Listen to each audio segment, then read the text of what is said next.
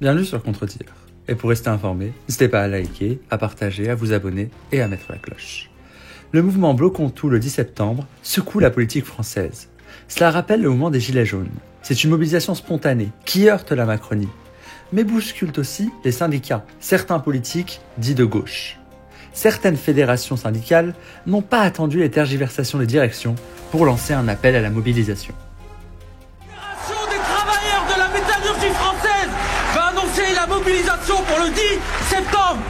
Demain, je vais annoncer la mobilisation de la CGT ArcelorMittal Dunkerque, le plus gros syndicat de France des travailleurs de la métallurgie, à la grève à partir du 10 septembre. Reconductible. Soutien décisif de la destruction du droit du travail, de la loi El Khomri-Macron, la direction de la CFDT était favorable à l'allongement de la durée de cotisation, mais a été mis en minorité par sa base au Congrès. La direction de la CFDT a bien cédé, mais a été fer de lance d'une stratégie perdante contre la dernière réforme des retraites.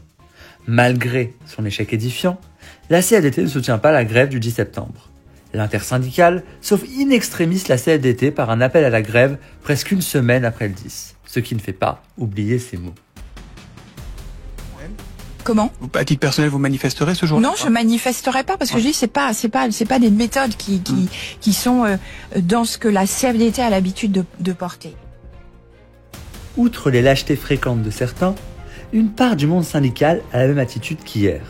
Lors des révoltes des femmes de la classe ouvrière contre la cherté au 19e et au 20e siècle, une part refusait déjà de se ranger derrière ce mouvement spontané, vu désorganisé, fugace, peu éduqué aux grandes théories, pas forcément de gauche. Il y avait aussi une évidente dimension sexiste. Lors des Gilets jaunes, les mêmes griefs sont finalement revenus.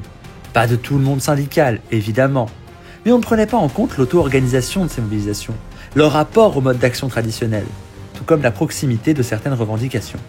Il y a parfois ce besoin des corps intermédiaires sociaux d'être à tout prix l'initiateur d'une mobilisation pour la soutenir. Participer à la conscientisation d'une mobilisation ne veut pas dire en avoir le contrôle. Ne pas soutenir un mouvement du 10 septembre est donc une nouvelle erreur. Il faut aussi considérer que l'émergence de tels mouvements fait souvent suite aux échecs des acteurs institutionnels et sociaux. Cette conscience est davantage éveillée en 2025 que lors des Gilets jaunes. Le 10 septembre, il faut se mettre en grève. Il ne faut pas être frileux. On n'aura pas 50 occasions. Aujourd'hui, on en a une belle. C'est le 10 septembre. Bloquer le pays. Si on n'est pas dans le bal le 10, mais ça veut dire qu'on est en dessus de tout. La gauche doit soutenir le mouvement du 10 septembre, mais sans le récupérer. Mélenchon s'oppose à toute récupération. Je vais vous dire pourquoi nous ne faisons pas de la récupération. Il y a deux raisons.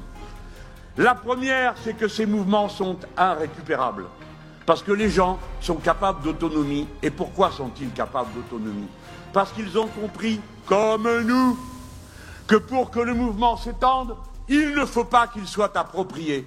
Si nous ne le récupérons pas, ça n'est pas parce qu'on est cool et sympa, c'est parce qu'on sait que ça vous fera beaucoup plus de mal si nous ne le récupérons pas.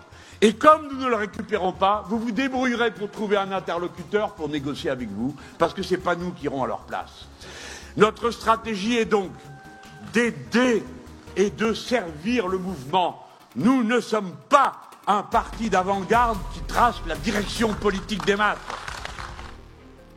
Face au mouvement du 10 septembre, la distance prise, voire la réaction hostile, méprisante des élites sociales, économiques, des notables, des plus riches et leur soutien, de la droite à l'extrême droite, est développée par la députée LFI et Gilets jaunes, Alma Dufour. Chaque période de crise, comme là c'est une crise institutionnelle importante, il y a une tendance à une certaine élite, je vais dire, dont font partie une partie du Parti socialiste, à faire corps, même s'ils sont de droite et de gauche, à faire tourse corps derrière un objectif de stabilité qui va à l'encontre de l'intérêt des classes populaires et des classes moyennes. Je le dis parce que j'ai été gilet jaune et j'ai observé exactement les mêmes mécanismes quand moi j'étais dans la rue en train de manifester aux côtés des gilets jaunes. Il n'y avait pas trop de soutien, on va dire, des politiques socialistes notamment à ce mouvement. Dufour évoque une partie du PS. Le site Indignons non bloquons tout a comme slogan « Les sans dents ont du talent ». C'est une référence directe aux propos méprisants de l'ancien président et député PS Hollande. À l'heure où le PS soutient avec distance le 10 septembre et imagine gouverner avec la Macronie en même temps, son passé le rattrape. Macron a été une figure du pouvoir droitier du PS. des deux quinquennats de monsieur Emmanuel Macron ne vous procure pas quelques sentiments de honte ou de regret? Et j'ajoute ceci, vous venez de dire qu'il y avait deux gauches dans ce pays. Je préciserai vos paroles en disant qu'il y en a en réalité une qui est de gauche et pas l'autre. Vous appartenez à celle qui n'est pas de gauche depuis bien longtemps. Et j'oserais même ajouter ceci que les gens de gauche à qui vous avez fait tant de mal attendent pour la plupart de vous qu'enfin vous vous taisiez et nous laissez tranquilles. Merci. Qu'en pensez-vous? Merci d'avoir regardé la vidéo, merci de votre attention et à bientôt.